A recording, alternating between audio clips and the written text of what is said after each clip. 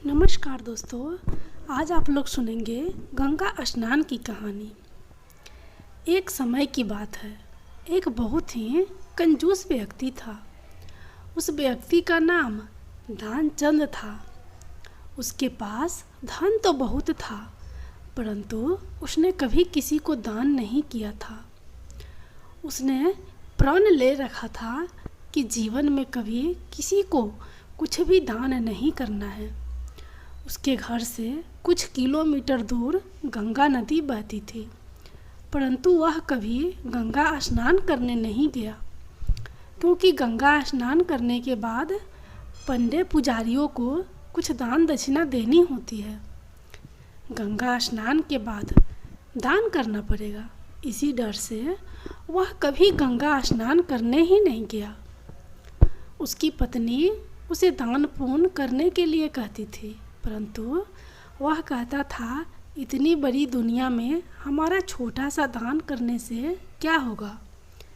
एक दिन उसकी पत्नी ने कहा, अब तो आपका बुढ़ापा आ गया, आप दान पुण्य तो कुछ करते नहीं, कम से कम एक बार जाकर गंगा स्नान ही कर आओ। पत्नी की बात मानकर उसने गंगा स्नान करने की हामी भरी। उसके घर से गंगा नदी 12 किलोमीटर दूर थी। रास्ते में कहीं पैसा खर्च ना हो जाए, इसलिए वह 12 किलोमीटर पैदल ही चला गया। जब दानचंद गंगा नदी के किनारे पहुंचा, तो उसको लगा कि घाट पर जाएंगे तो पंडित दान दक्षिणा मांगेंगे, इसलिए वह स्नान करके मुद्रा घाट चला गया। मुर्दा घाट चला गया। मुर्दा घाट बिल्कुल सुनसान था। उसने इधर उधर देखा, दूर दूर तक कोई नहीं था। उसने जल्दी से गंगा जी में एक डुबकी लगाई। भगवान जो घट घट के वासी हैं, वह उसे यह सब करता देख रहे थे। भगवान को एक मजाक सूझी। भगवान वहाँ पर एक पंडित का रूप बनाकर प्रकट हो गए। जैसे ही दानचंद डुबकी लगाकर बाहर निकला, पंडित रूपी भगवान बोले कि यजमान की जय हो। पंडित को देखते ही दानचंद कांप गया। वह बोला, यह तो हद हो गई, यहाँ पंडा तो मुर्दा घाट पर भी आ गया। पंडित ने बताया कि मैं एक संतोषी ब्राह्मण हूँ और एकांत में यहाँ मुर्दा घाट पर ही पड़ा रहता हूँ। यहाँ पर कभी कभी आपके जैसा कोई यजमान आ जाता है और मेरा साल भर का इंतज़ाम इकट्ठे ही कर देता है। आज आप आए हैं, आपको मेरा 1 वर्ष का इंतज़ाम करना है। दानचंद बोला, मैं इतना दान नहीं कर सकता। पंडित बोला, दान तो अपनी श्रद्धा के ऊपर होता है, इसलिए आप 6 महीने का इंतज़ाम कर दो। दानचंद बोला, 6 महीनों का इंतज़ाम भी नहीं कर सकता। पंडित बोला तो 3 महीने। दानचंद बोला, नहीं। पंडित बोले, 1 महीने का ही कर दो। दानचंद बोला, मैं 1 महीने का तो क्या, मैं 1 दिन का भी इंतज़ाम नहीं कर सकता।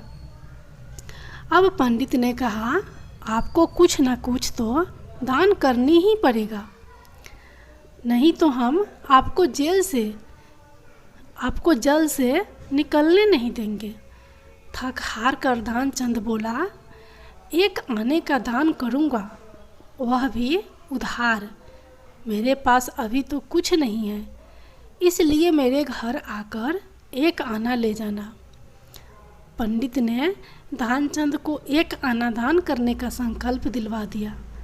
दानचंद ने सोचा, मेरा घर तो यहाँ से 12 किलोमीटर दूर है, यह पंडित 1 आने के लिए इतनी दूर थोड़ी आएगा।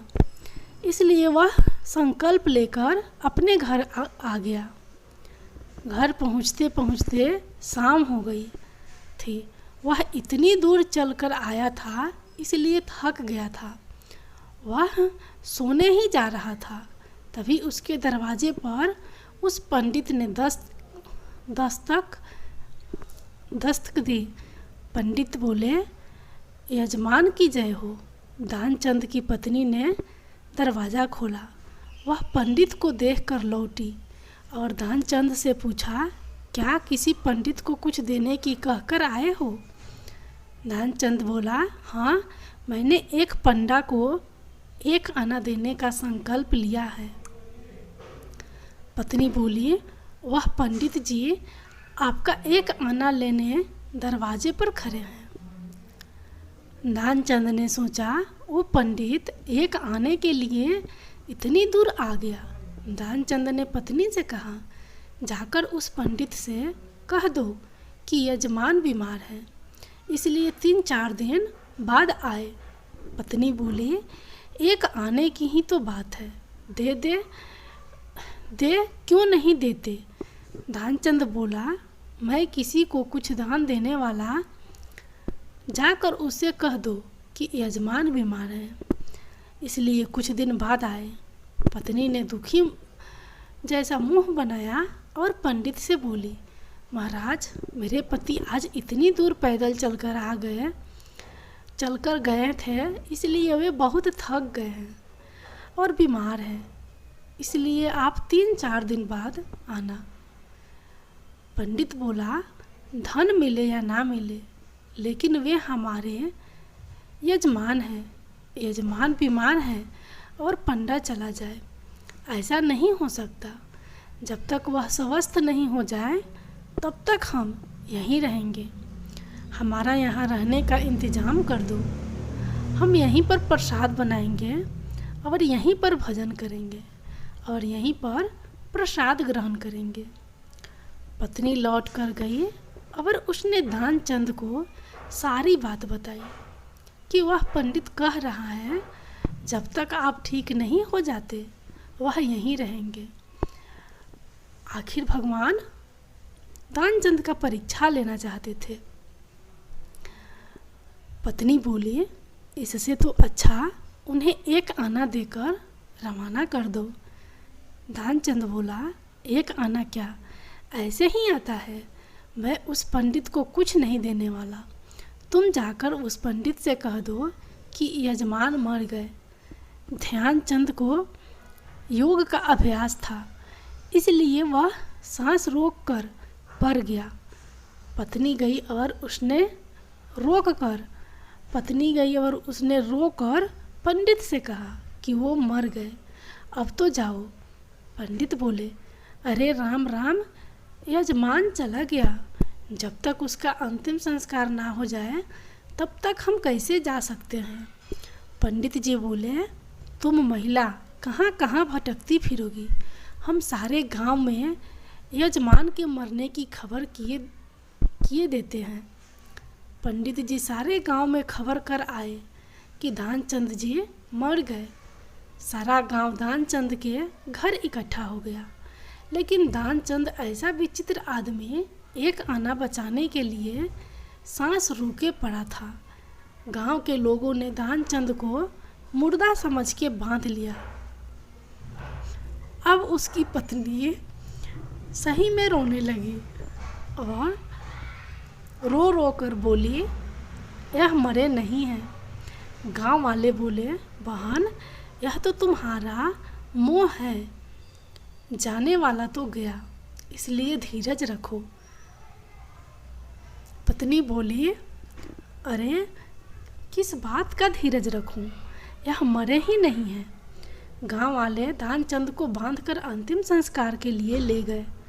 पत्नी बेचारी रोती रह गई, लेकिन वह विचित्र आदमी इतना सब कुछ होने के बाद भी सांसें रोके पड़ा था। सबके साथ पंडित बने, भगवान भी उनके पीछे पीछे चल दिए। भगवान ने सोचा, हद हो गई, हम कहीं नहीं हारे, पर आज तो इस दानचंद से हम भी हार गए। ऐसा गजब का विचित्र आदमी हमने कहीं नहीं देखा। 1 आना बचाने के लिए यह आदमी बिना मरे मरा पड़ा है और चला जा रहा है।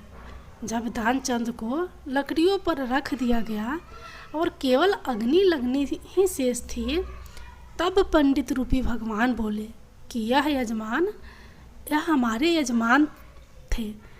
हम इनकी मुक्ति के लिए इनके कान में कुछ मंत्र बोलेंगे। भगवान उनके कान के पास मुंह लेकर गए और बोले, मैं भगवान विष्णु हूँ, मैं वैकुंठ से तुमसे नाता जोड़ने आया हूँ। ध्यानचंद ने जैसे ही सुना कि भगवान बोल रहे हैं, उसने धीरे धीरे आँख खोली, लेकिन जैसे ही उसने देखा कि यह तो पंडित है, उसने फिर से आँख बंद कर ली। भगवान बोले, हम हार गए, हम तुमसे कुछ नहीं लेंगे, तुम ही हमसे कुछ मांग लो। ध्यानचंद धीरे से बोला, वह एक आना छोड़ दो बस। पंडित रूपी भगवान तथास्तु कहकर वहाँ से चले गए और ध्यानचंद आंखें खोलकर बैठ गया।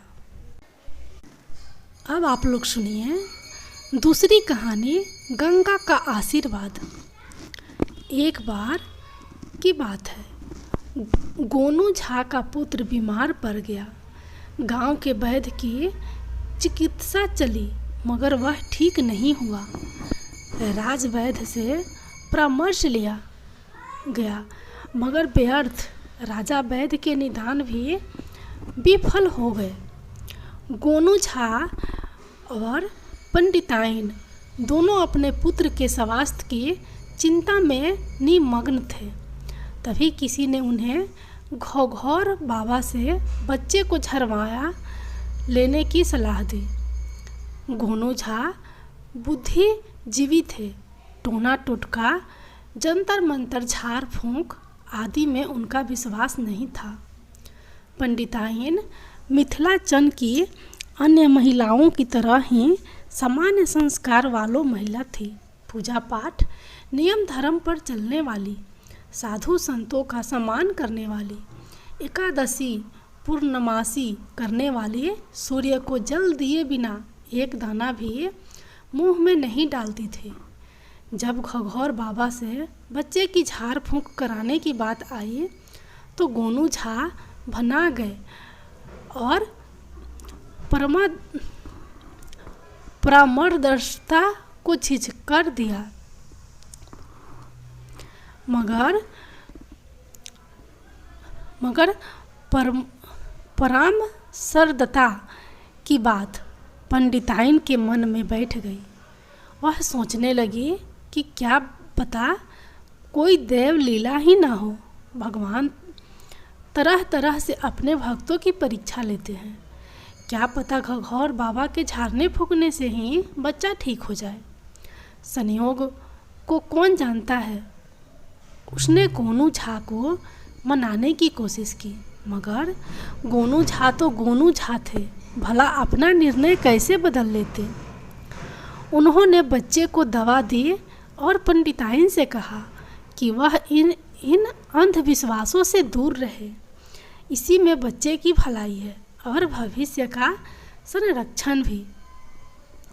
पत्नी को समझाकर गोनू झा दरबार चले गए और महाराज से पुत्र की बीमारी के बारे में चर्चा की। महाराज ने राजवैद्य को बुलाकर गोनू झा के बच्चे की बीमारी के बारे में पूछा तो राजवैद्य ने बीमारी के बारे में महाराज को बताया और यह भी बता दिया कि शीघ्र स्वास्थ्य लाभ देने वाली जो औषधियाँ हैं उनमें प्रवाल पृष्ठ सवर्ण भस्म मुक्ता पृष्टि जैसी अनेक ऐसी औषधियों का समावेश करना पड़ता है जो काफ़ी मूल्यवान है।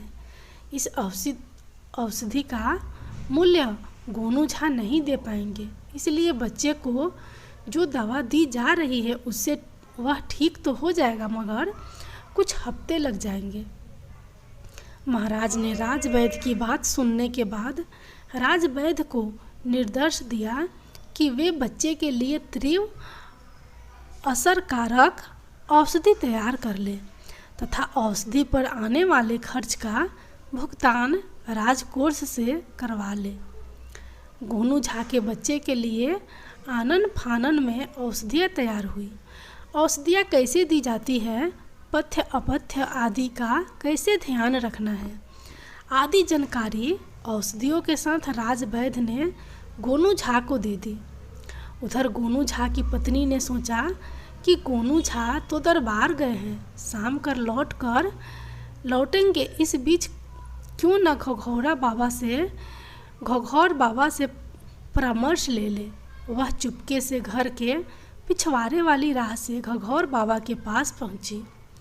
घौघौर बाबा ने उसे भभूत दिया और कहा, जा तेरा बच्चा ठीक हो जाए तो गंगा मैया का जोरा जीव की बलि दे देना। जोरा जीव की बलि का मतलब था 2 खस्सी की बलि, 2 खस्सी की यानी बकरे का बलि। पंडिताइन हामी भर लौट आई। गोनू झा जब शाम से पहले दरबार से लौटे तो पंडिताइन मन ही मन भगवान को हाथ जोड़ने लगी कि वह समय रहते ही लौट आई, नहीं तो सामत आ जाने वाली थी। पंडिताइन कभी गोनू झा की बात काटती नहीं थी, मगर पुत्र मोह में पहली बार उसने गोनू झा के निर्देशों की अवहेलना की थी। उसका मन शंकित हो उठा था। गोनू झा ने राजवैद्य से प्राप्त औषधि की एक पुड़िया निकाली और मधु में मिलाकर उन्होंने बच्चे को दवा चटा दी। उस समय पंडिताइन चौका में गोनू झा के लिए दूध गर्म कर रही थी, इसलिए उसे दवा के बारे में कोई जानकारी नहीं हो पाई। गोनू झा बच्चे को दवा देने के बाद घर से बाहर आकर टहलने लगे। पंडिताइन उन्हें दूध देकर खुद घर के काम काज में लग गई। राजवैद्य के निर्देश के अनुसार गोनू झा ने सूरज ढलने के बाद बच्चे को दवा की दूसरी खुराक दी। रात में जब उन्होंने भोजन कर लिया और पंडिताइन चौका बर्तन में लगी, तब उन्होंने बच्चे को दवा की तीसरी खुराक दी। दूसरे दिन सुबह में बच्चा किलकारियाँ भरते हुए उठा और बिस्तर पर खेलने लगा, जिसे देखकर पंडिताइन ने समझा कि यह घौघौर बाबा के भभूत का चमत्कार है, और गोनू झा ने समझा कि राजवैद्य की दवा का असर है। गोनू झा नहा धोकर पूजा आदि से निवृत्त हुए, दरबार जाने की तैयारी में लगे। तब उन्हें याद आया कि अभी उसके पास औषधि की एक पुड़िया और बची हुई है। पंडिताइन उस समय खाना पकाने में व्यस्त थी। गोनू झा ने औषधि मधु में मिलाई और बच्चे को चटा दी। भोजन आदि ग्रहण करने के बाद वे दरबार गए और वहाँ महाराज और राजवैद्य को बच्चे की कुशलता की खबर सुना दी। दोनों प्रसन्न। इसके बाद गोनू झा अपनी सामान्य दिनचर्या में लग गए, लेकिन पंडिताइन को लग रहा था कि घौघौर बाबा के भभूत से ही बच्चा ठीक हुआ है, इसलिए घौघौर बाबा के निर्देश के अनुसार उसे जोरा जीव की बलि की व्यवस्था कर लेनी चाहिए। गोनू झा को घौघौर बाबा वाली बात बताने की उन्हें हिम्मत ही नहीं हो रही थी। दिन रात वे इसी गुण धुन में लगी रहती, लेकिन मन की बात पति से बता न पाती।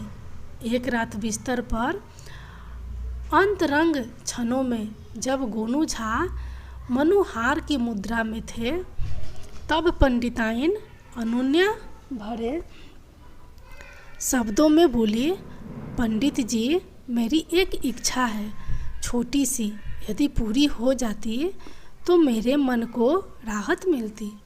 गोनू झा प्रसन्न थे और उन्होंने तुरंत कहा, बोलो ना, क्या इच्छा है। पंडिताइन ने कहा, जब बबुआ बीमार था तब मैंने गंगा मैया से मन्नत मांगी थी कि बबुआ ठीक हो जाए तो जोरा बलि चढ़ाऊंगी। बबुआ तो ठीक हुए महीनों हो गए, मगर मेरी हिम्मत न हुई कि आपसे यह बात बताऊं। गोनू झा ने पंडिताइन को अपनी बाहों में समेटते हुए कहा, अच्छा ठीक है, जोरा बलि की बात है तो कल ही चलते हैं। सुबह में गंगा स्नान भी हो जाएगा और तुम्हारी मन्नत भी पूरी हो जाएगी। सुबह गोनू झा देर तक सोते रहे। पंडिताइन ने उन्हें जगाया तो वे अपनी सामान्य दिनचर्या में लग गए। पंडिताइन को लगा कि गोनू झा रात के आश्वासन को भूल गए हैं, इसलिए उन्होंने गोनू झा को गंगा स्नान वाली बात याद दिलाई। गोनू झा भी आम पतियों की तरह ही रात गई बात गई वाली कहावत को चरितार्थ कर सकते थे, परंतु पंडिताइन के चेहरे पर अनुनय के भाव से प्रभावित होकर उन्होंने तय किया कि चलो गंगा नहा आते हैं। पत्नी को साथ में दही चिवड़ा गुड़ और अचार रख लेने का निर्देश देकर कपड़ा पहनने लगे। पत्नी झटपट सारा सामान पोटली में रखकर तैयार हुई। बच्चे के साथ दोनों गंगा तट पर पहुँचे। पहले बच्चे को गंगा में नहाया, फिर दोनों ने डुबकी लगाई। कपड़ा बदलकर गोनू झा ने गंगा तट पर ही पत्तल बिछाई, अपने लिए, पत्नी के लिए और नन्हे बच्चे के लिए भी, जो अब 1.5 साल को हो चुका था और उछल कूद करने लगा था।